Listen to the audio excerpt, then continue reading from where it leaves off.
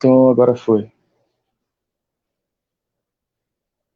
Então, uma boa noite a todos. Sim, a gente está aqui hoje para mais um programa, Caminhando na Fé. Já peço desculpas porque a gente teve alguns problemas agora no começo para conseguir colocar tudo ao vivo em todas as mídias, então peço desculpas um pouco pelo atraso. Hoje a gente está recebendo aqui conosco o nosso irmão, o seminarista Walker. Não sei se eu estou falando errado, se tiver, me corrija. Que vai estar partilhando para nós sobre um pouco sobre o preciosíssimo sangue de Jesus, que é algo que a gente escuta falar, mas que muitas das vezes muitos não conhecem a fundo. Então ele vai estar partilhando para nós hoje, fazendo uma rápida assim biografia dele.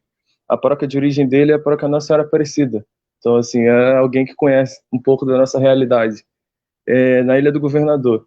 Ele está fazendo atualmente pastoral ali na São Francisco, em Campo Grande, se eu não me engano, no Padre Anderson, né? Ali perto do West Shopping. Paróquia recente, tá no terceiro ano de teologia e tem 28 anos. Então, Walker, seja muito bem-vindo. Assim, nós estamos aqui para aprender contigo, para partilhar também um pouco mais para o final. Se vocês quiserem comentar alguma coisa, não aparece tudo aqui para mim. Aqui só aparece poucas pessoas, tem um limite aqui no site. Mas vou estar tentando ler para no final, se tiver alguma dúvida, estar perguntando a ele. Então, fique à vontade e estamos aí.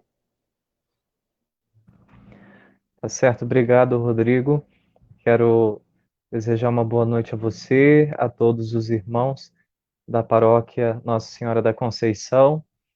E, como você falou, é uma alegria, porque minha paróquia de origem também é Nossa Senhora Aparecida, então já existe uma comunhão aí, né? E eu tô lá no Seminário São José, né, como você falou, cursando o terceiro ano de teologia.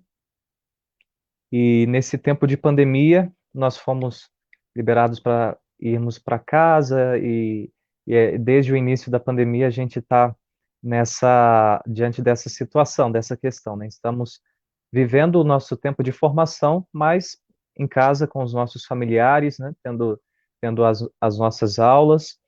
Ah, e é uma alegria muito grande poder hoje partilhar um pouquinho com vocês, poder falar um pouquinho dessa devoção ao preciosíssimo sangue de Jesus, porque todo mês de julho ele é dedicado ao preciosíssimo sangue, né? Nós temos o mês de junho uma grande devoção na vida da igreja, que é o Sagrado Coração de Jesus, e na verdade são 3 meses muito fortes, né? O mês de maio, que é o mês mariano, mês de junho, nosso olhar se volta para o Sagrado Coração de Jesus e o Imaculado Coração de Maria também. E no mês de julho nós celebramos essa devoção tão bela e tão profunda, muito rica, que vem nos ajudar justamente a experimentar mais profundamente essa realidade da nossa redenção, da salvação de nosso Senhor Jesus Cristo, operada pelo mistério da sua paixão, morte e ressurreição. É uma alegria muito grande poder partilhar esses temas, né? É, eu queria só adiantar um pouquinho a questão da fonte, né? Eu quero partilhar, sobretudo, o que o Papa São João 23 nos deixou, né, por meio da sua carta apostólica Inde a Primis, né? Normalmente os documentos papais, o nome dos documentos são as primeiras palavras, e é justamente isso que nós temos no documento. Desde os primeiros meses, ele começa dizendo assim, por isso o nome desse documento, dessa carta apostólica, é Inde a Primis, significa justamente essas primeirinhas palavras. E nessa carta apostólica, São João 23 vai dar um breve percurso histórico sobre essa belíssima devoção ao preciosíssimo sangue de Cristo, vai nos dando umas luzes também para poder entender um pouco melhor essa devoção e vivê-la também de maneira mais profunda, né? Então, já entrando propriamente nesse tema, queria pegar a passagem de 1 Pedro, capítulo 1, versículos 17 e 19. Nessa passagem, São Pedro diz o seguinte: portai-vos com temor durante o tempo do vosso exílio, pois sabeis que não foi com coisas perecíveis, isto é, com prata ou ouro que fostes resgatados, mas pelo sangue precioso de Cristo, como de um cordeiro sem defeito e sem mácula. Essa passagem é muito belíssima, porque ela vem resgatar no nosso coração justamente essa verdade. Nós fomos resgatados pelo preço do sangue de nosso Senhor Jesus Cristo. Nós fomos resgatados pelo seu mistério de entrega, pela sua entrega na cruz, pela sua entrega ao longo de toda a sua vida, pelo derramar do seu sangue precioso pela nossa salvação.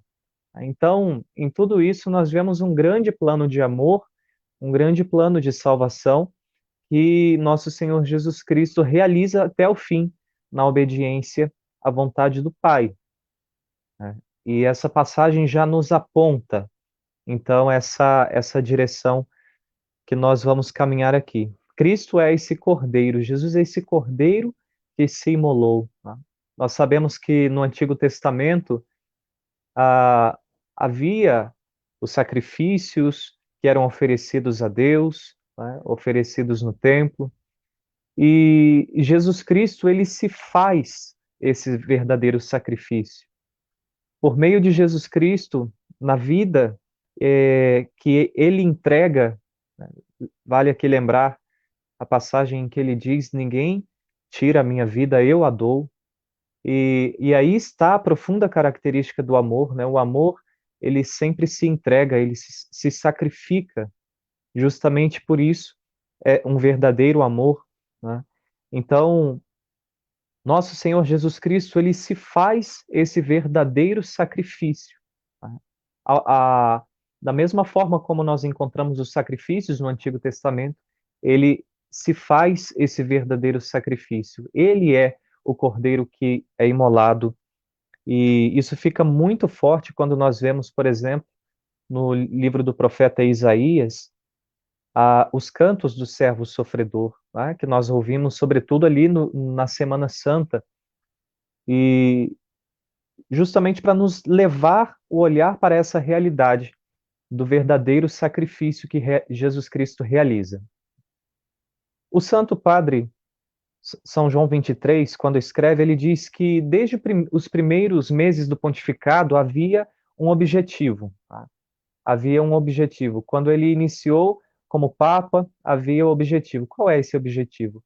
De convidar os fiéis em matéria de devoção viva e cotidiana a se voltarem com ardente fervor para a expressão divina da misericórdia do Senhor sobre as almas, sobre a sua igreja e sobre o mundo inteiro, né? E ele continua falando, dizendo: Jesus de fato se torna o redentor de todos. Ele se torna o salvador de todos. E ele apresenta então uma via muito bela, né, para experimentarmos e vivermos essa salvação, que é a via da devoção ao preciosíssimo sangue, que está profundamente unida à devoção também do Santíssimo Nome de Nosso Senhor Jesus Cristo e do seu Sacratíssimo Coração, né? Uma alegria muito grande nós podermos olhar para essas solenidades, essas festas na igreja e encontrar aí um caminho seguro, né? Um caminho seguro para nós, de fato, vivermos essa salvação que nosso Senhor nos alcançou. Muito bem. Logo no início da missão de Jesus, quando ele é batizado por São João Batista, né, São João Batista aponta para ele e o apresenta como o Cordeiro de Deus, aquele que tira o pecado do mundo. Ao ser apresentado como Cordeiro, já naquele momento do seu batismo, já se desvelava, né, já se apresentava para nós esse contexto de sacrifício que seria a vida de nosso Senhor Jesus Cristo. Esse contexto de profunda entrega, Nosso Senhor Jesus Cristo se entrega desde o início, né? Desde o início, desde o momento da sua kenosis, né? Da sua descida para a sua encarnação, ao assumir a nossa humanidade, desde o princípio ele se entrega inteiramente. A sua vida é uma constante entrega e, por isso, um constante sacrifício de amor. No parágrafo 4 dessa carta apostólica, o Santo Padre diz: é de suma importância que o credo católico, a nossa fé, a fé que nós professamos, e a ação litúrgica da Igreja reine, né? Uma salutar harmonia. E, de fato, é isso que nós percebemos, né? Aquilo que nós vivemos na liturgia da Igreja, aquilo que nós rezamos, né? É, de fato, a nossa fé professada, e existe uma união profunda entre aquilo que a gente celebra e aquilo que a gente crê, né? Aquilo que a gente celebra e aquilo que a gente crê não podem estar separados. Então, se nós nos voltamos numa celebração litúrgica para, por exemplo, celebrarmos a solenidade do Sagrado Coração de Jesus, tá? Nós acreditamos profundamente que naquele ato em que nós realizamos a nossa devoção ao Sagrado Coração de Jesus, está presente, né, está contido ali, nesse ato de devoção, essa grandeza da nossa salvação. Nós não celebramos aquilo que nós não assumimos na nossa fé. Então, se nós, de fato, colocamos numa celebração litúrgica uma realidade dessas, é para que ela seja vivida na profundidade da fé, seja vivida na profundidade daquilo que nós recebemos de nossos antepassados, daquela fé que nos foi sendo transmitida ao longo do tempo. Mas como que surgiu propriamente essa devoção ao preciosíssimo sangue de nosso Senhor Jesus Cristo, né? Essa devoção foi muito difundida por um santo sacerdote chamado Gaspar del Búfalo, né? Esse sacerdote, que é do século XVIII, né? Nasceu ali em 6 de janeiro de 1786. Ele era filho de Antônio e a sua mãe chamava-se Anunciata, né? Ele era companheiro de Vicente Strambi nas missões, ali na Itália, né? E ele definia as missões como algo muito interessante. Ele chamava as missões de um terremoto espiritual, né? Ou seja, ele dava muita importância para essa realidade missionária da igreja, essa nota que é essencial na vida da igreja. Desde o início, a igreja é missionária. Então, ele realizava com muito gosto essas missões e o povo o chamava de Anjo da Paz. Ele era conhecido como Anjo da Paz justamente por causa das suas pregações, que eram cheias de caridade, eram muito pacíficas, né? Ele conseguia transmitir na sua palavra aquela docilidade que vem do Espírito de Deus. E diante desse seu apostolado, ele conseguiu conter uma onda muito grande de banditismo que estava acontecendo ali em Roma, né? Sobretudo nas periferias. E o Papa Leão XII recorreu a ele justamente por causa dessa proliferação, né? Muitos malfeitores ali por aquela região da periferia de Roma que precisavam ser evangelizados. E, claro, esse sacerdote, com todo o seu ardor missionário, conseguiu levar a palavra de Deus a esses corações, né, tão afastados da presença de Deus. O Papa João XXIII chamou esse sacerdote de glória toda resplandecente do clero romano, verdadeiro e maior apóstolo da devoção ao preciosíssimo sangue de Jesus no mundo. Então, duas notas importantes aqui, né, que o Santo Padre atribui a esse santo sacerdote. Glória resplandecente do clero romano, ou seja, um modelo de fato de sacerdote, e maior apóstolo da devoção ao preciosíssimo sangue no mundo. Claro que esse seu ardor, né, missionário vinha justamente dessa sua profunda devoção, essa sua profunda vida de oração.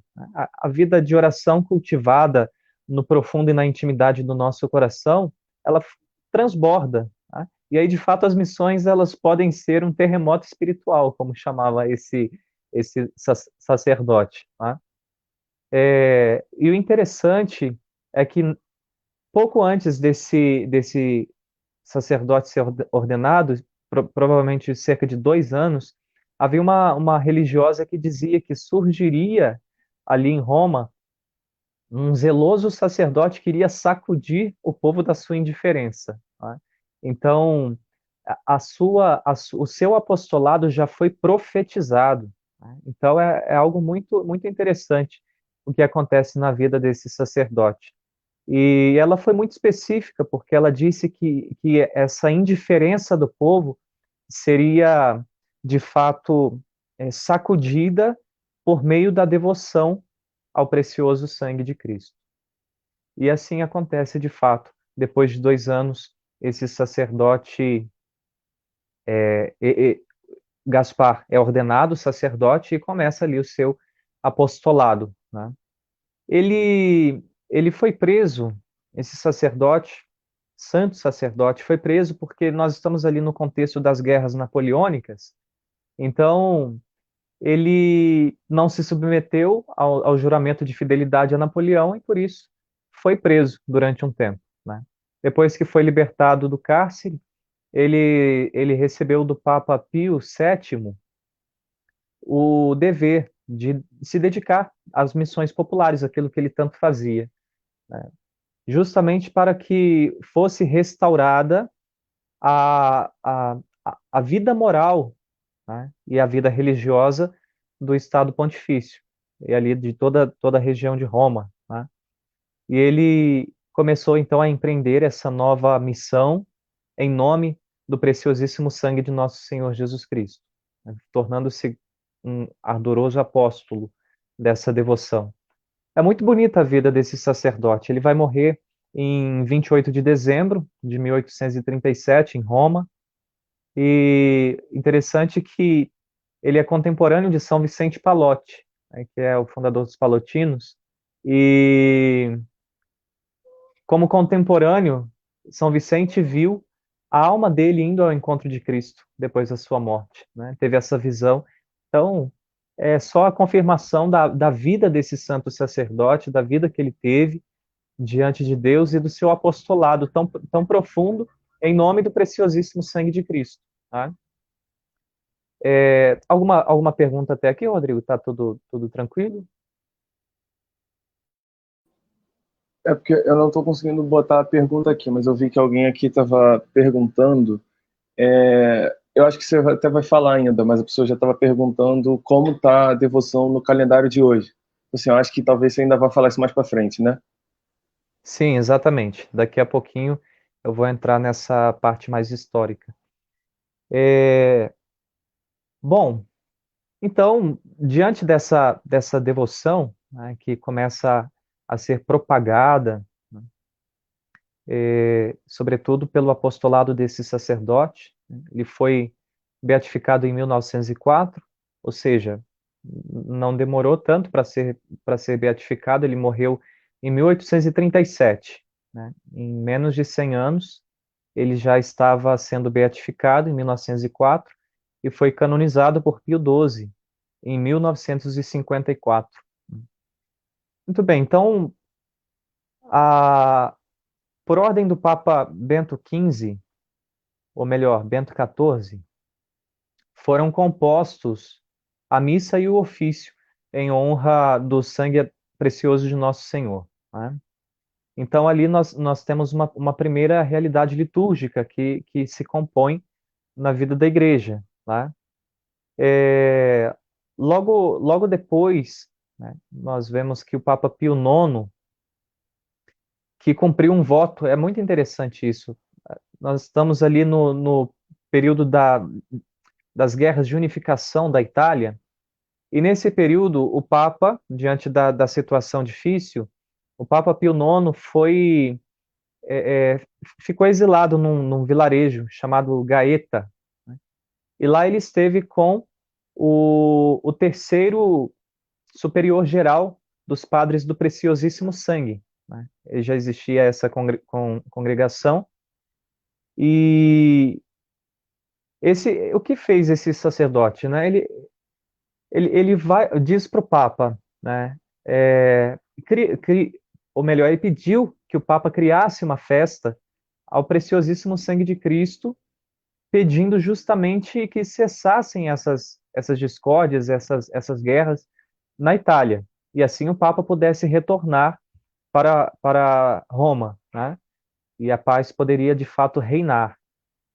E assim o Papa faz. Ele faz lá um pronunciamento, seguiu o conselho, e logo em seguida essas guerras pela unificação da Itália de fato acabaram, né? E o Papa pode retornar para Roma, desse pequeno exílio que ele viveu durante um tempo. Então, Papa Pio IX quis que essa festa litúrgica fosse estendida a toda a igreja, né?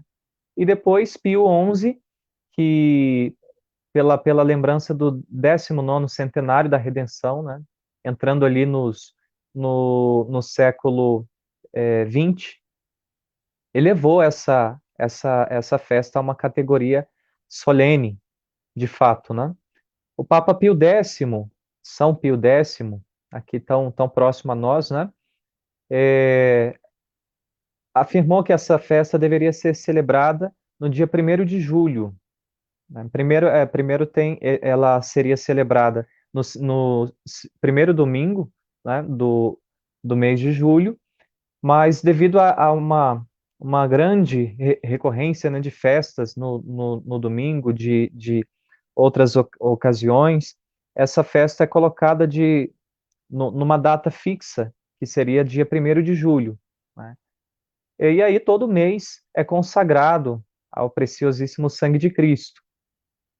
Só que quando teve a revisão do calendário romano pelo Papa São João XXIII, né, em 1960, essa festa ela ainda permanece, e logo depois ela vai ser removida do calendário, né, litúrgico, como uma celebração com um dia específico, e vai ser mantida uma missa votiva, né, uma missa votiva em honra ao preciosíssimo sangue de Cristo.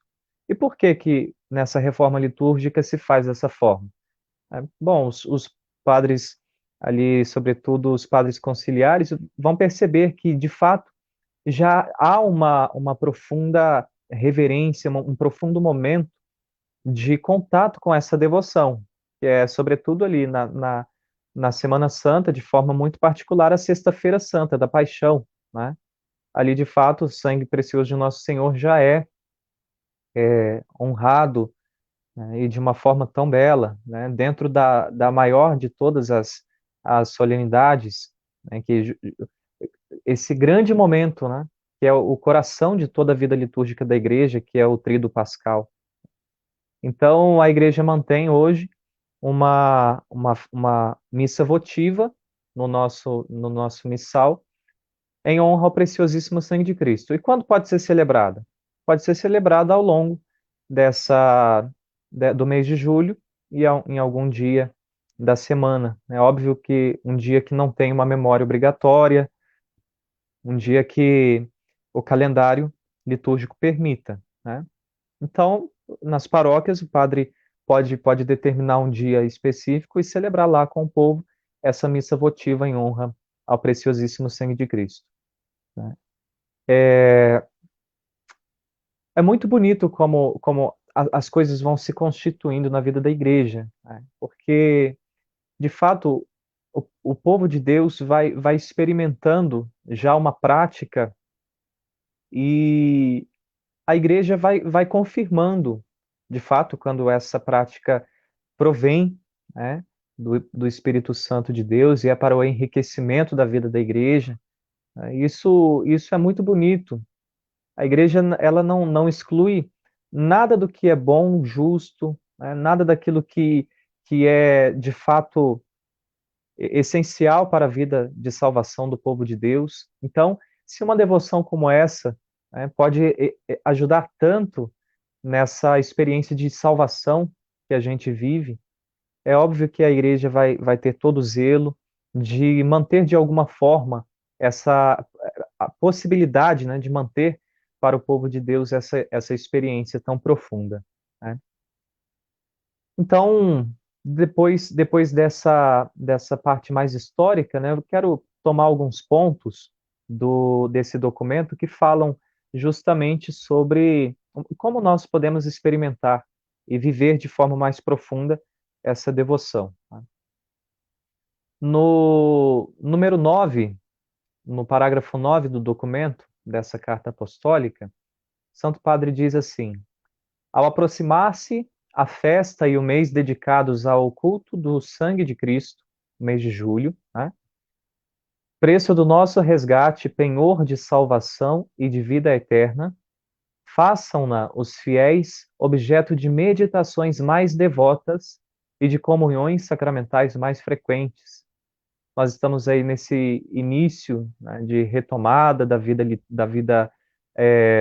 nossa vida presencial na igreja, né, aí no Rio de Janeiro.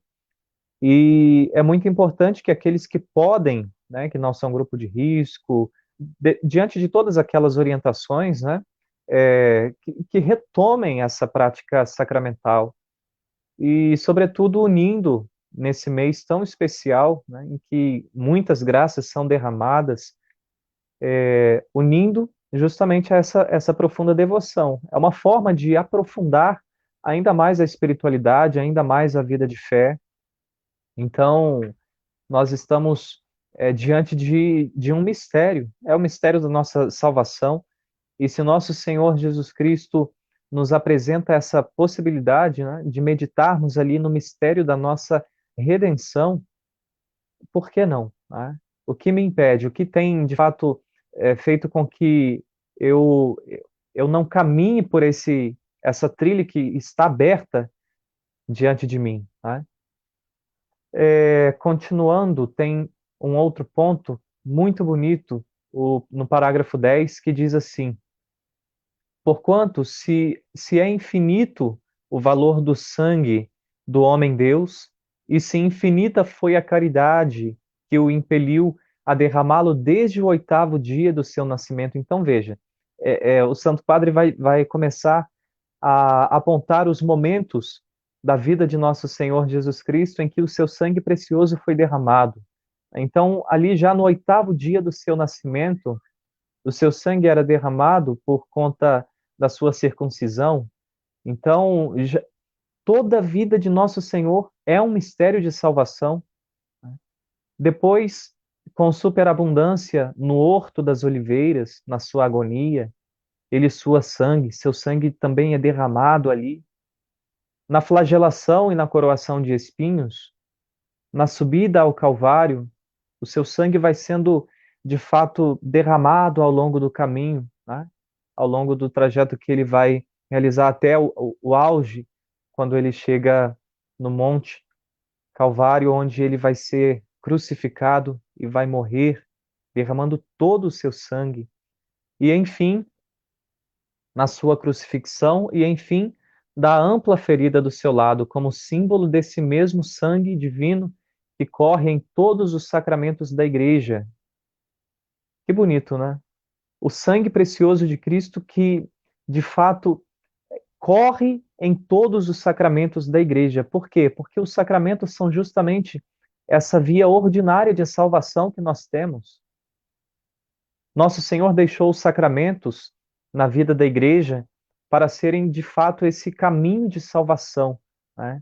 Nós experimentamos a salvação quando nós vivemos uma vida sacramental, desde o nosso batismo até o último dos sacramentos, a unção dos enfermos, né? Então, em cada um deles, com a sua graça específica, com a sua graça sacramental, nós experimentamos uma profunda um profundo derramar dessa vida nova que nosso Senhor Jesus Cristo nos dá pelo batismo, e essa vida que só pode vir dele, que não é uma vida meramente humana, é uma vida eterna, né? Essa vida que ultrapassa a nossa compreensão, uma vida que não se acaba, né?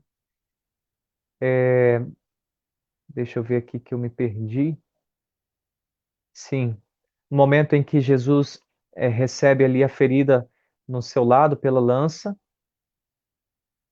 e é também sumamente justo que a esse sangue precioso sejam tributadas homenagens de adoração e de amorosa gratidão por parte de todos os que foram regenerados nas suas ondas salutares.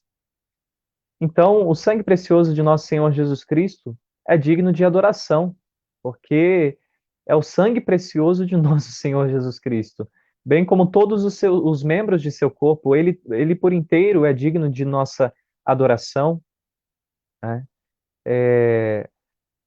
Tudo que nós falamos a respeito de nosso Senhor, né? Embora seja um aspecto humano quando nós falamos dessa realidade do sangue de Cristo, do seu coração sagrado, mas nós não podemos nos esquecer que nosso Senhor Jesus Cristo é verdadeiro Deus e verdadeiro homem.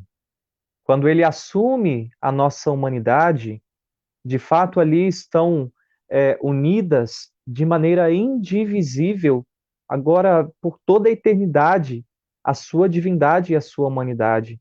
Então, nosso Senhor Jesus Cristo é digno de adoração em tudo o que ele é, tá? Porque ele é verdadeiramente Deus e verdadeiramente homem. O número tem o número 11 ainda que eu queria partilhar, que é muito profundo, que fala justamente da realidade eucarística, tá? Quando nós participamos da Santa Missa. Vê só o que ele diz. Nutridos do corpo e do sangue de Cristo, tornados participantes do seu poder divino, que fez surgir legiões de mártires, eles irão ao encontro das lutas cotidianas, dos sacrifícios e até mesmo do martírio, se preciso, em defesa da virtude do reino de Deus, sentindo-se em si mesmos aquele ardor de caridade que fazia São João Crisóstomo exclamar: saímos daquela mesa, qual mesa? A mesa da Eucaristia. Saímos daquela mesa quais leões expirando chamas, tornados terríveis aos demônios, pensando em quem é o nosso chefe e quanto amor teve por nós. Esse sangue, se dignamente recebido, afasta os demônios, chama para junto de nós os anjos e o próprio Senhor dos anjos. Esse sangue derramado purifica todo o mundo. Este é o preço do universo. Com ele, Cristo redime a igreja. Tal pensamento deve refrear as nossas paixões. Até quando, com efeito, ficaremos apegados ao mundo presente? Até quando ficaremos inertes? Até quando descuraremos pensar da nossa salvação? Reflitamos sobre os bens que o Senhor se dignou de nos conceder, sejamos-lhe gratos por eles, glorifiquemo-lo não só com a fé, mas também com as obras. Essa passagem de São João Crisóstomo é fantástica, é muito profunda, porque nos fala justamente aquilo que a Eucaristia realiza em nós. Nós saímos do banquete eucarístico, do sacrifício eucarístico, se nós recebemos dignamente o corpo e sangue de nosso Senhor Jesus Cristo, nós saímos dali sendo terríveis aos demônios. Os demônios fogem da nossa presença, né? Porque nós, pela presença de Cristo que se faz em nós, numa vida em estado de graça, em comunhão com o Senhor, a sua vida, de fato, resplandece em cada um de nós, né? Algumas passagens bíblicas importantes. 1 Coríntios capítulo 6, versículo 20. Alguém pagou alto preço pelo vosso resgate. Glorificai, portanto, a Deus em vosso corpo. Apocalipse 5, 9. Com o teu sangue tens comprado para Deus gentes de toda tribo, língua, povo e nação. Tens feito deles uma dinastia sacerdotal que serve a Deus e reina sobre a terra. E uma outra passagem ainda, Hebreus capítulo 12, versículos 22 a 24. Mas vós vos aproximastes do monte Sião e da cidade do Deus vivo, a Jerusalém celeste, e de milhões de anjos reunidos em festa, e da assembleia dos primogênitos, cujos nomes estão inscritos nos céus, e de Deus, o juiz de todos, e dos espíritos dos justos que chegaram à perfeição, e de Jesus, mediador de uma nova aliança, e do sangue da aspersão, mais eloquente que o sangue de Abel. Então, nessa experiência que nós vivemos de devoção ao preciosíssimo sangue de nosso Senhor Jesus Cristo, nós experimentamos, de fato, aquilo que foi estabelecido no sacrifício de Cristo. A sua aliança eterna, estabelecida de uma vez por todas, que não pode ser rompida, porque é uma aliança que o próprio Cristo estabeleceu com o preço do seu sangue precioso. Por fim, 1 Pedro, capítulo 1, versículo 19, aquela passagem que nós lemos lá no início. Porque vós sabeis que não é por bens perecíveis como a prata e o ouro, que tendes sido resgatados da vossa vã maneira de viver, recebida por tradição de vossos pais, mas pelo precioso sangue de Cristo, o Cordeiro imaculado e sem defeito algum, aquele que foi predestinado antes da criação do mundo. Que graça! A Marilda está falando aí do momento lá na paróquia, né, de adoração ao preciosíssimo sangue. Que beleza! De fato é isso, uma experiência muito profunda que nós podemos viver diante do sangue precioso de Cristo, né? Nossa vida deve se lançar, de fato, se prostrar diante desse grande mistério de amor, né? Desse grande mistério de salvação. Nosso Senhor Jesus Cristo, quando do seu lado aberto jorra sangue e água, né? Chegando ali ao limite da sua entrega, ao ápice da sua entrega, né? Depois de ter entregado por inteiro, ter confiado-se aos seus apóstolos, aos seus amigos na Eucaristia, onde nós poderíamos receber diariamente o seu precioso corpo, o seu precioso sangue. Nós vemos como ele não cessa de se entregar. A sua vida é uma inteira oblação. A vida de Cristo é uma inteira entrega. Ele vive para se entregar desde toda a eternidade. Nosso Senhor, desde toda a eternidade, o Verbo divino, segunda pessoa da Santíssima Trindade, o Filho eterno de Deus Pai, não cessa de se entregar. Ele sempre se entrega. É próprio da sua pessoa essa entrega, essa oblação. Tá? Isso nos torna os depositários, né, de um grande tesouro. Isso nos torna, de fato, aqueles que receberam um grande tesouro. Nosso Senhor Jesus Cristo, ele se entrega inteiramente a cada um de nós. E para encerrar esse momento, algumas coisas interessantes que nós temos também na igreja, no que se refere às relíquias, né? Eu não conhecia, e naquele site, a Aletheia, recentemente teve um videozinho muito interessante falando sobre as relíquias que nós temos do precioso sangue de Cristo. Isso é muito, muito interessante, porque nos liga a uma tradição de 2000 anos, né? A uma tradição enorme na vida da igreja. Mas antes de encerrar com isso, tem alguma coisa, Rodrigo? Alguma coisa, alguma questão, alguma pergunta? É que assim, eu tenho que ler em vários lugares, então às vezes é um pouco confuso. Então, tinha uma senhora aqui perguntando se você acha que, para uma pessoa que está meio que no começo da caminhada, se a devoção ao preciosíssimo sangue é uma forma de um aprofundamento da espiritualidade. Assim. Ela queria saber qual a sua visão sobre essa devoção, se ela já é para quem está mais à frente na caminhada, se é quem já tem o tempo de caminhada, ou se para quem é jovem também, se quem está novo, se ela também é válida. Olha, é uma devoção que não tem contraindicações, né? Pode ser realizada por todas as pessoas. É claro que quanto mais você tiver enraizado na fé, quanto mais elementos de fé você possui, mais profunda vai ser a sua visão diante dessa devoção, né? Então, o que eu diria para essa pessoa, né? Viva a sua espiritualidade, né? Viva os seus momentos de oração, faça também a sua devoção ao preciosíssimo sangue de Cristo, e nas orações vá pedindo cada vez uma fé mais robusta, uma fé mais firme, uma fé enraizada de fato naquilo que nós cremos, né? Naquilo que a igreja nos transmite da sua fé. Unido a isso, o estudo pessoal, que cada um de nós deve viver, né? O estudo permanente nos elementos da nossa fé, na doutrina da igreja, porque tudo isso vai me ajudar a trilhar mais profundamente esse caminho de salvação, essa porta aberta, né, que nosso Senhor Jesus Cristo nos apresenta para vivermos profundamente essa experiência de salvação.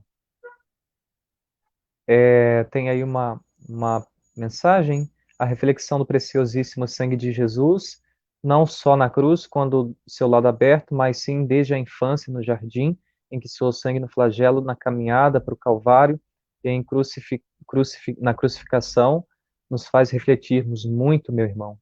Com certeza, é verdade. Porque a gente olha para o mistério da vida de nosso Senhor, ah, beleza, perfeito, né? Jesus se entregou por mim. Que bonito, eu creio nisso firmemente. Mas eu imagino somente a cruz. É claro que ali, né, nosso Senhor Jesus Cristo vai ao ápice da sua entrega. Ele dá a vida e, de fato, ele vai dizer: não há amor maior do que aquele que dá a vida pelos seus amigos. Ele dá a sua vida pelos seus amigos. Por aqueles que não são dignos de serem chamados amigos, mas ele deu essa dignidade de amigos, de serem chamados amigos aos seus apóstolos, aqueles que seguem Jesus Cristo, a cada um de nós. Nós somos elevados a uma relação de amizade com nosso Senhor Jesus Cristo.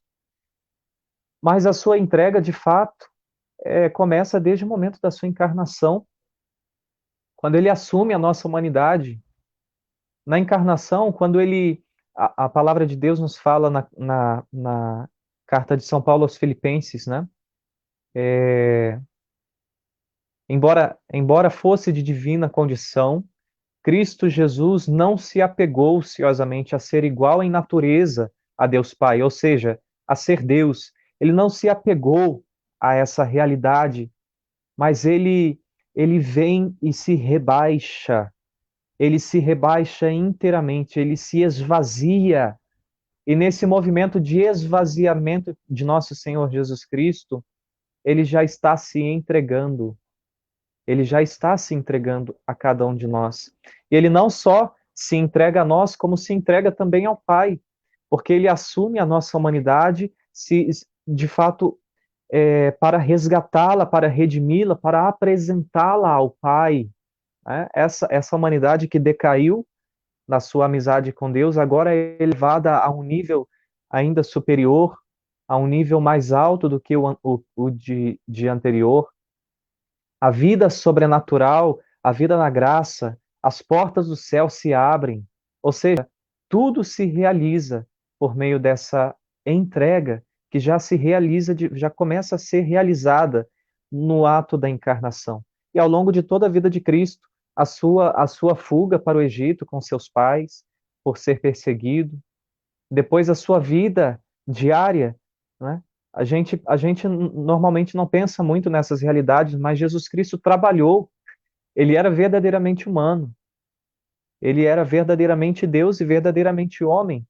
Jesus Cristo trabalhou certamente tanto, tanto, tanto na carpintaria com São José, né? Depois, quando São José morre, ele que é o homem da casa, ele tem que sustentar a Virgem Maria, ele tem que trabalhar pelo sustento de Nossa Senhora, né? Então, toda a sua vida foi cercada de muitos sofrimentos também, porque ele assumiu em tudo a nossa natureza, menos o pecado.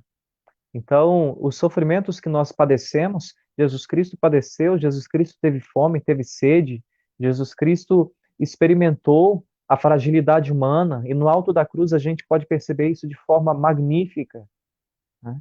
A ponto de clamar: Pai, por que me abandonaste? Então, nós vemos que todo o movimento de entrega de nosso Senhor se faz, de fato, ao longo de toda a sua vida, né? Mais alguma questão, Rodrigo? Sim, de perguntas, acho que era só isso mesmo, mas como a gente tem o costume de fazer aqui uma reflexão, quase que um resumo do que foi dito, eu acho que dois pontos, para mim, são essenciais que a gente reflita.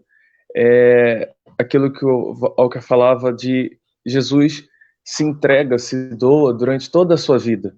E muitas das vezes a gente tem só aquela visão do Calvário. Mas não, assim, era uma coisa que eu talvez também, para mim, nunca tenha parado para pensar. Que Jesus já derramou o seu sangue na circuncisão, em diversos momentos da sua vida. Então, acho que é uma reflexão que fica para nós, é isso, é que a vida de Jesus também teve suas lutas, também teve seus sacrifícios, e me vinha agora aqui na cabeça a reflexão de um bispo americano, que eu não lembro o nome agora, não sei se o Walker vai saber, já é até venerável, já estava em processo de canonização, mas agora realmente fugiu o nome aqui. Ele, uma vez eu assisti uma reflexão dele, que ele dizia que nas outras religiões o homem se eleva até o divino, o homem busca chegar até o sagrado, e no cristianismo não. É o Senhor que se rebaixa e vem até nós, tomando a nossa humanidade, tomando as nossas lutas. Então é um pouco daquilo que o Valk dizia também. E eu acho que a devoção é uma coisa que agora que a gente já tem mais conhecimento, assim, de por mim também, eu conhecia muito pouco. Inclusive, quando ele me sugeriu o tema, eu até falei com ele, não sei se ele lembra, eu falei assim, olha, eu vou ouvir muito mais do que falar, porque eu também sei pouco, mas assim, é algo que nos chama agora a ter uma espiritualidade maior junto com essa devoção. É pesquisar, é procurar saber sobre, assim, é algo que nos leva a pensar que, poxa, se o próprio Senhor foi capaz de entregar o seu sangue para nós, porque muitas das vezes a gente não pode fazer um sacrifício de chegar um pouquinho antes da igreja, ter um momento de adoração, um momento de oração, é se doar também pelo Senhor, já que Ele, sendo Deus, se doou por nós e entregou a sua própria vida. Então, acho que fica essa reflexão para nós no dia de hoje, de que se o Senhor se doou por nós, nós somos chamados também a se doar pela vida da fé, pela vida da igreja. Eu não sei se o Val quer dizer mais alguma coisa, se ele quer complementar. Eu entrei na questão, nas perguntas, né, e acabei não falando sobre aquela questão das relíquias que nós temos, né, do precioso sangue de Cristo. E rapidamente só quero falar de algumas coisas que são interessantes, né? É, seria uma santa curiosidade aí para a gente também. Em Mantova, acho que é assim mesmo que se fala, na Itália, estão guardadas as relíquias do sangue de Cristo e a esponja com a qual sua sede foi saciada no Gólgota, né? Elas são mantidas numa urna e, de acordo com a tradição, elas foram trazidas por Longuinho, a gente conhece como São Longuinho, né? Que o soldado romano que perfurou com a lança o lado de Nosso Senhor Jesus Cristo. Ali o sangue e a água que jorraram do lado de Nosso Senhor é, caíram sobre os olhos daquele soldado romano que tinha uma enfermidade nos olhos. Ele tinha uma espécie de infecção que o fazia que não enxergasse bem, né? E fazia com que ele não enxergasse bem. E aí ele recupera a sua visão se restabelece. E então a tradição diz que ele foge, né? Se converte ao cristianismo, foge ali daquela região e, e levou junto com ele em um vaso a terra que foi embebida do sangue de Cristo. A terra molhada pelo sangue de Cristo ele guardou, bem como essa esponja. Então ele atravessou todo o Mediterrâneo, percorreu toda a Itália até chegar até Mantova, né? e lá ele escondeu essas relíquias no hospital onde ficou hospedado. Quando fez 37 anos, ele foi martirizado e a caixa com essas relíquias foi encontrada em 804 no jardim desse hospital, né, que estava enterrado ao lado dos ossos dele. O Papa Leão III confirmou a autenticidade dessas relíquias e doou alguns desses fragmentos para o imperador Carlos Magno, né, que colocou na Capela Imperial, na Capela Real em Paris.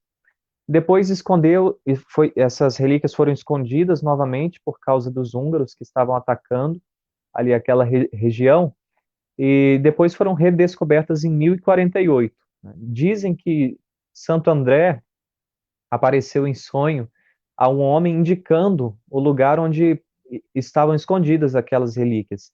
E por isso lá em Mantova até hoje está a basílica dedicada a Santo André. E nessa basílica fica a urna onde onde estão guardadas essas relíquias.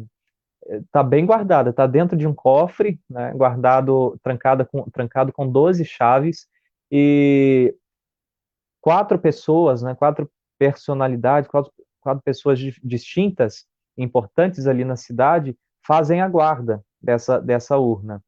E a abertura dela é trabalhosa, precisa de uma combinação dessas 12 chaves, é trancado com 12 chaves e tem uma combinação certa, não é qualquer um que abre, né? Existe uma cerimônia de abertura e de exibição dessas relíquias que é realizada uma vez por ano, na Sexta-feira Santa, e a urna é levada então da cripta, onde fica guardada, até a basílica pelo bispo e por outro sacerdote. Essa procissão pequena vai terminar ali diante de Cristo crucificado, né? E há várias outras relíquias também, em várias partes do mundo, né? Existem duas ampolas com sangue e água do lado de Cristo, que ficam na Basílica de São João de Latrão. E a mais famosa é uma relíquia que está em Bruges. Ela é mostrada toda sexta-feira e de 3 a 17 de maio também, todos os dias, de acordo com uma tradição. Esse sangue foi trazido de Jerusalém após a Segunda Cruzada, né, em 1150. Então, são coisas aí que nós temos que fazem parte da grande tradição da igreja e que ao longo desses 2000 anos foi sendo guardada e transmitida também a todos os irmãos, né? Mas no mais, eu gostaria mesmo de agradecer pela oportunidade de poder partilhar sobre esse assunto tão rico, tão profundo. Eu espero que ajude a cada um de nós a aprofundarmos a nossa espiritualidade, a nossa vida de oração, tá? Porque, de fato, é a experiência do amor autêntico de nosso Senhor Jesus Cristo, né? A experiência de um amor que se sacrificou. E não existe amor sem verdadeiro sacrifício. Tá? São Francisco de Sales vai dizer que o fogo sagrado do amor de Jesus é alimentado e se nutre com o lenho da sua cruz, ou seja, o seu sacrifício é o que alimenta o fogo do seu amor. Então, que nós possamos viver essa experiência de sacrifício diário e, com isso, alimentar o amor que nós temos por Deus, alimentar o amor que nós temos pelos irmãos, pedindo a Deus que aumente cada vez mais em nós essa caridade divina, que é o que, de fato, mais nos assemelha a nosso Senhor, né? Ele que, como diz o apóstolo São João, é verdadeiramente amor. Deus é amor, e todo aquele que não ama não conhece a Deus, né? Então, é isso. Então, deixo assim para quem está assistindo, para quem vai assistir depois, essa coisa de pesquisar sobre essas relíquias. Achei bem interessante. São curiosidades que muitas das vezes são coisas que passam despercebidas. A gente acaba sem saber. Então, deixo para vocês que pesquisem. E concluímos também fazendo um breve momento de oração, pedindo ao Senhor que nos dê a graça de sermos tocados pelo seu preciosíssimo sangue, que tenhamos a graça de entender que ele se entregou, se doou por nós até a sua morte de cruz, que nós tenhamos essa compreensão, Senhor, de nos doarmos nos nossos cotidianos, no nosso dia a dia, e de entregarmos a nossa vida por Ti, se for necessário, Senhor. Que nós tenhamos coragem, Senhor, de derramar o nosso sangue, se assim for preciso, por amor ao Teu nome, Senhor.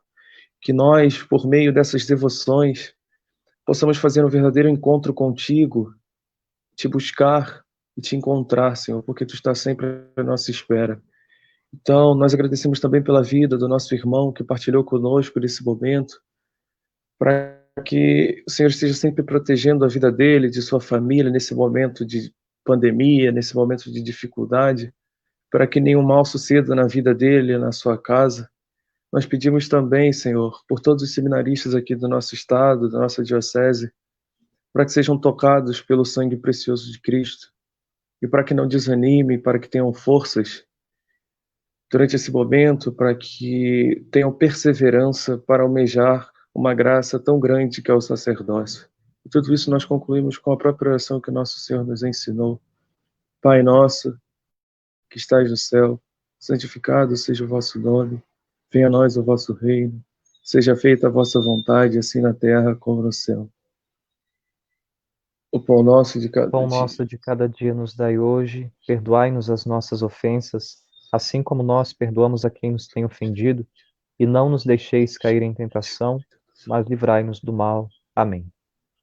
Nossa Senhora Aparecida, Rogai por nós. São Francisco de Assis. Rogai por nós.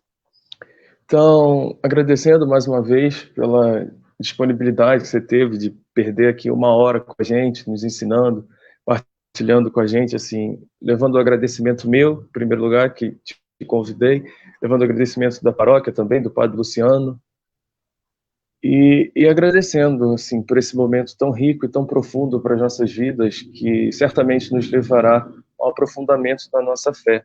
Assim, explicando só algumas coisas, eu vi que algumas pessoas estavam achando aqui que às vezes eu estava distraído, eu estava olhando, mas aqui não, é porque é uma plataforma um pouco difícil, assim, é uma coisa nova para a gente não está muito acostumado a isso, então eu leio mensagens que vocês estão mandando em um monte de lugar, eu não consigo botar todas ali na tela. Então, era por isso que às vezes parecia que eu estava meio, não sei se o Walker percebeu que às vezes eu estava olhando para outro lugar, mas era Não, nem por percebi, isso irmão. mesmo. Mas essas coisas essas plataformas assim, acontece, né? A gente não está acostumado com isso, né? Mas foi muito bom mesmo. Não perdi nada, viu? Não perdi tempo nenhum, não. Foi muito bom. Eu ganhei em estar aqui porque é uma oportunidade de também aprofundar um pouco mais para mim também essa realidade, né? Muito bom. Obrigado mesmo aí pelo convite. E um abraço para toda a paróquia, para o pároco e para os irmãos que acompanharam aí com a gente também. Então, assim, como aviso, lembro, a gente vai continuar enquanto for possível, toda terça-feira. Na próxima terça, a gente vai estar recebendo André Prazeres, fundador da comunidade Erados na Cruz, vai estar partilhando também para nós. E o padre continua celebrando durante a semana às 19 horas pelo Facebook. Final de semana, na igreja, como vocês já sabem os horários. Não vou me estender muito para liberar o irmão também. Eu ainda tenho uma reunião daqui a pouco, uma videoconferência com o padre e com o pessoal lá. Então não vou me estender muito, mas é mais uma vez isso mesmo, agradecer por você ter nos ensinado e muito obrigado a todos que nos assistiram e que rezem pela vocação do Walker para que ele não desanime. Quem sabe daqui a algum tempo, ele já está no terceiro ano de teologia, então falta pouco. Quem sabe daqui a um ano e pouco, ele até não celebra conosco alguma ocasião, alguma oportunidade. Então vamos rezar para que Deus abençoe a vida Isso. dele. E muito obrigado, Walker. Deus te abençoe. Foi uma alegria, meu irmão. Uma alegria muito grande mesmo. Um abraço. Então, um abraço. Estivemos reunidos em nome do Pai, do Filho e do Espírito Santo. Amém. Uma boa noite a todos e fiquem com Deus. Boa noite.